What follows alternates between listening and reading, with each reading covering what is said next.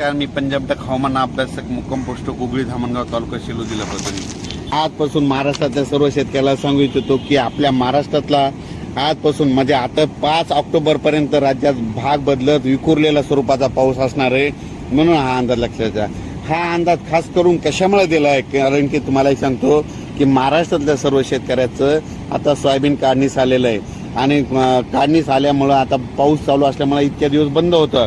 आता सर्व शेतकऱ्यांना सांगतो की आज 28 तारखेपासून ते 5 ऑक्टोबर पर्यंत भाग बदलत पाऊस पडणार आहे। त्याच्यामुळे तुम्ही तुमचं सोयाबीन काढण्याची तयारी ठेवा, कारण की राज्यामध्ये जवळपास आता 5 तारखेपर्यंत विखुरलेल्या स्वरूपाचा पाऊस असेल, सर्वदूर काही पडणार नाही, त्याच्यामुळे काही चिंता करायची गरज नाही।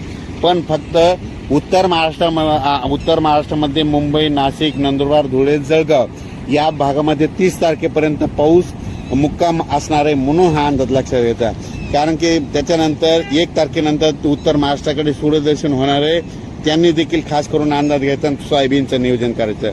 सर्व शेतकऱ्याला सांगू इच्छितो की तुम्ही काय करा, म्हणजे ह्या 5 ऑक्टोबर पर्यंत तुम्ही तुमचं सोयाबीन काढून झाकून ठेवा, मशीन भेटेल तर काढून घ्या। कारण की राज्यामध्ये 6 ऑक्टोबर, 7 ऑक्टोबर, 8 ऑक्टोबर आणि 9 ऑक्टोबर दरम्यान परत एकदा पाऊस येणार आहे, म्हणून हा अंदाज लक्षात घ्यायचा। त्याच्यानंतर